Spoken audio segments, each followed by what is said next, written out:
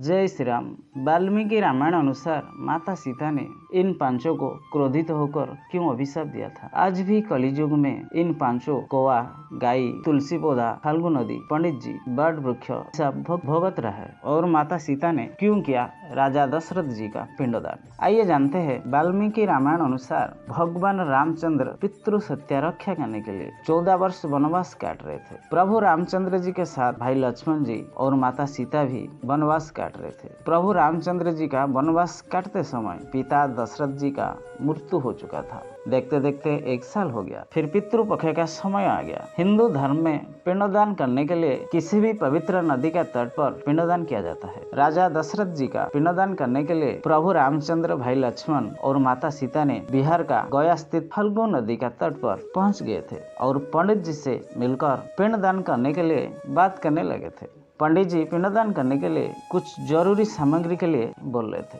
पंडित जी का बात बोलने का अनुसार भाई लक्ष्मण पूजा सामग्री के लिए आसपास गांव को निकल गए थे। कुछ समय बीतने के बाद लक्ष्मण जी वापस नहीं आए। भाई रामचंद्र ने चिंतित होकर भाई लक्ष्मण जी को ढूंढने के लिए आसपास गांव को चल गए। फिर पिंडदान का शुभ मुहूर्त निकल जा रहा था। पंडित जी बार बार माता सीता को बोल रहे थे। प्रभु रामचंद्र भाई लक्ष्मण जी को खोजने में निकल गए थे। शुभ मुहूर्त का समय निकल जा रहा था। माता सीता ने सोच में पड़ गए थे। माता सीता जी ने पूजा पाठ करने के लिए पंडित जी को अनुरोध करने लगे और बोलने लगे, आपका पास जो भी पूजा का सामग्री है आप पूजा पाठ आरंभ करिए, तब तक दोनों भाई वापस आ जाएंगे। अगर नहीं आए हम विधि विधान से पिंडदान करेंगे। माता सीता जी का बात मानकर पंडित जी पूजा पाठ करने लगे थे, लेकिन दोनों भाई आने में विलम्ब हो रहा था। माता सीता जी ने विधि विधान से पिंडदान का कर्म शुरू किया। पंडित जी का अनुसार माता सीता ने पिंडदान संपन्न किया।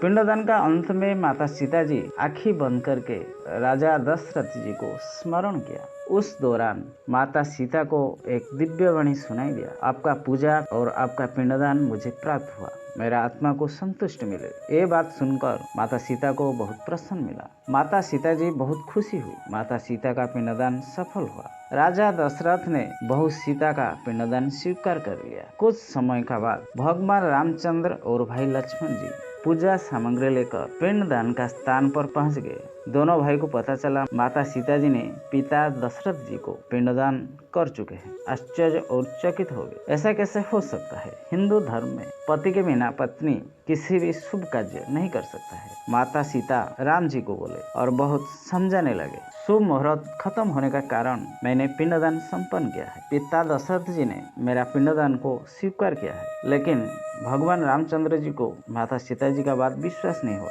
फिर माता सीता जी ने नदी का तट पर इन पांचों को, गाय, कौवा, बट वृक्ष, फाल्गु नदी, पंडित जी को साक्षी बनने को कहा। फिर भगवान रामचंद्र जी क्रोधित हो गए। भगवान राम जी ने क्रोधित होकर इन 500 साक्षी को एक एक कर पूछने लगे, लेकिन किसी ने सत्य नहीं कहा। लेकिन बट वृक्ष ने निर्भय होकर श्री राम जी को संपूर्ण सत्य बात बताई। माता सीता जी ने दुखी होकर इन सभी को श्राप दिया। माता सीता ने सबसे पहले फाल्गु नदी को श्राप दिया और बोला, तुम सिर्फ नाम का नदी रहोगे। माता सीता जी का श्राप के कारण फाल्गु नदी पानी नहीं होने का कारण आज भी कलियुग में सूखा पड़ा है। फिर माता सीता जी ने गौ माता को श्राप दिया, तुम्हारा इतना बड़ा शरीर है, फिर तुम्हारा पूरा शरीर को पूजा नहीं किया जाएगा, सिर्फ तुम्हारा शरीर का पिछड़ा भाग को पूजा किया जाएगा और तुम इस संसार में खाने के लिए इधर उधर भटकते रहोगे। आदमी लोग का छूटा खाना खा के जीवन बिताओगे। फिर माता सीता जी ने पंडित जी को श्राप दिया और बोला, तुम जीवन में कभी संतुष्टि नहीं रहोगे, इसलिए पंडित जी को